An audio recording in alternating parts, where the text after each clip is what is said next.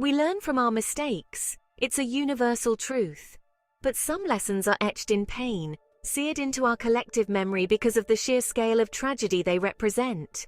Major incidents, those that shake industries and redefine entire approaches to safety and well-being, force us to confront uncomfortable truths about our workplaces. They hold a mirror to our systems, our cultures, and our leadership, demanding accountability and, most importantly, change.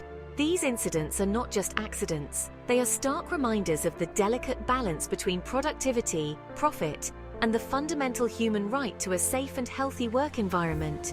It's about more than just ticking boxes and adhering to regulations. It's about cultivating a culture where safety and well-being are woven into the very fabric of an organization, from the boardroom to the shop floor. In 1988, the world watched in horror as the Piper Alpha oil rig in the North Sea was engulfed in flames. 167 souls perished that day, making it the world's deadliest offshore oil rig disaster. The disaster exposed a litany of safety failings, a culture that had become complacent, and a system that prioritized production over people. Fast forward to 2020, and the world faced another crisis, this time a global pandemic. COVID-19 swept through the world, leaving a trail of devastation in its wake. But amidst the fear and uncertainty, it also shone a spotlight on the importance of workplace well-being like never before. Suddenly, organizations were forced to confront issues that had long been simmering beneath the surface: burnout, stress, inadequate mental health support, and the challenges of maintaining work-life balance in an always-on world. The Piper Alpha disaster was a watershed moment for workplace safety, not just in the oil and gas industry, but across all sectors. It triggered a seismic shift in how we approach and manage risk, leading to a raft of new regulations and a renewed focus on safety culture. The Cullen Inquiry, which investigated the disaster, was unflinching in its assessment. It found a culture of complacency, where warning signs were ignored and shortcuts were taken. The report's recommendations were far-reaching, emphasizing the need for a proactive, preventative approach to safety, where everyone, from the CEO to the frontline worker, shares responsibility. Similarly, the pandemic has forced organizations to rethink their approach to employee well-being.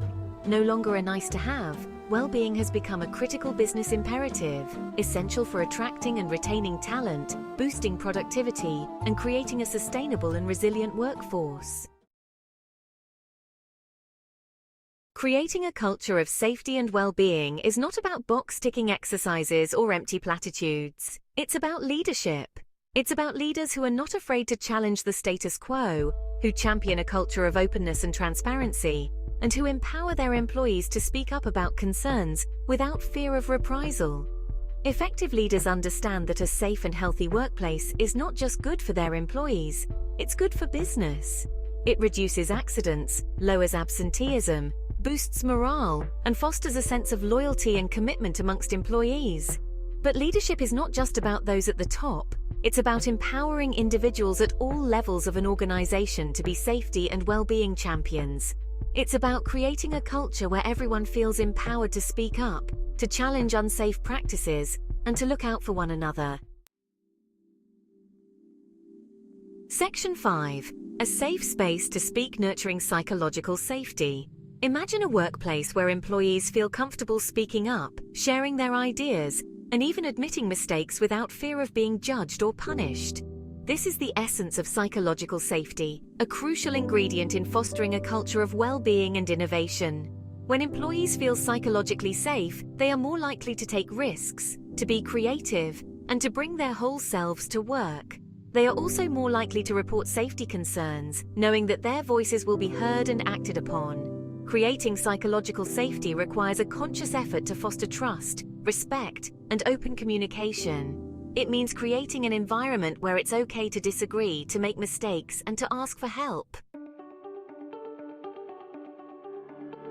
Section 6. The Diversity and Inclusion Tightrope: Navigating the Challenges. Diversity and inclusion are not just buzzwords. They are essential elements of a thriving workplace. A diverse workforce brings a wealth of perspectives, experiences, and ideas, leading to greater innovation, better decision-making, and a more engaged workforce.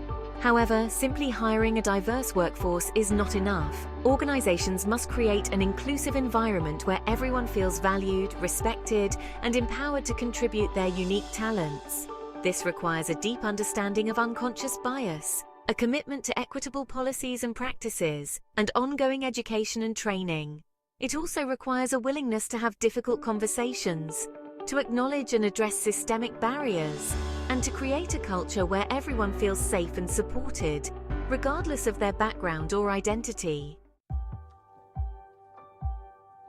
Section 7. Beyond ticking boxes, authenticity in action.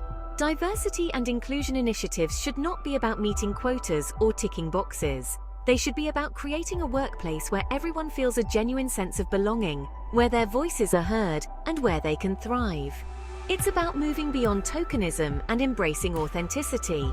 This means going beyond surface-level initiatives and focusing on creating real systemic change.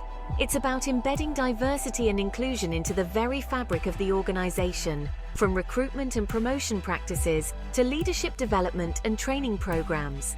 It's about creating a culture where everyone feels empowered to challenge bias, to speak up against discrimination, and to advocate for a more just and equitable workplace.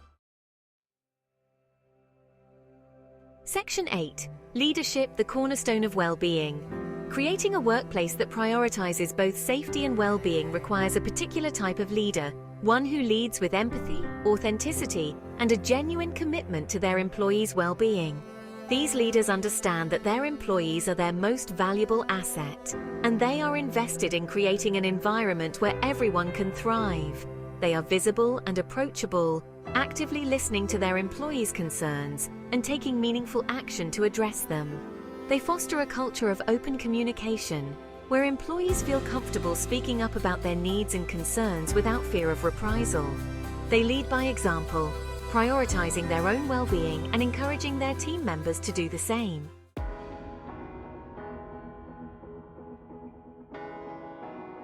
Section 9. The ripple effect transforming workplaces, one step at a time.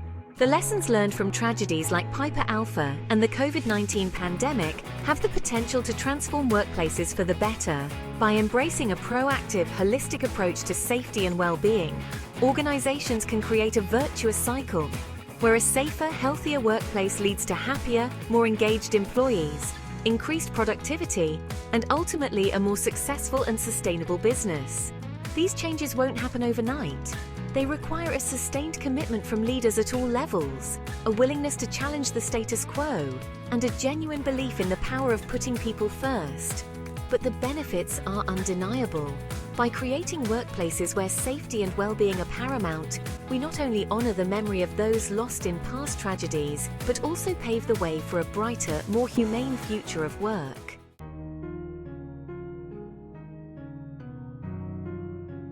Section 10. A legacy of learning, honoring the past, shaping the future. Every major incident, no matter how devastating, offers an opportunity for profound learning and growth.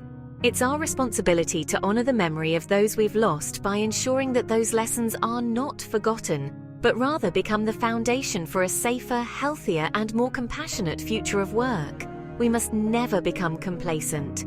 The pursuit of workplace safety and well-being is not a destination. It's an ongoing journey of continuous improvement. It requires us to constantly evaluate our practices, to learn from our mistakes, and to adapt to the changing needs of our workforce.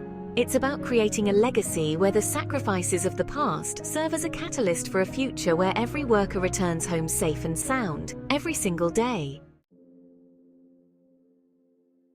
Section 11. The unfinished journey, a continuous quest for betterment. The journey towards a truly safe and healthy workplace is far from over. There will always be challenges to overcome, new risks to mitigate, and emerging trends in well-being to address. But the pursuit of this ideal must be relentless. It requires collaboration, innovation, and a willingness to challenge the status quo. It requires us to listen to those on the front lines, to empower employees at all levels, and to create a culture where safety and well-being are not just priorities, but fundamental values that guide every decision we make. The tragedies of the past serve as a stark reminder of the human cost of complacency. By embracing the lessons learned, by fostering a culture of continuous improvement, and by placing people at the heart of everything we do, we can create workplaces that are not only productive and profitable, but also safe, healthy, and truly human. If you found this video insightful, don't forget to like, share, and subscribe to our channel for more updates.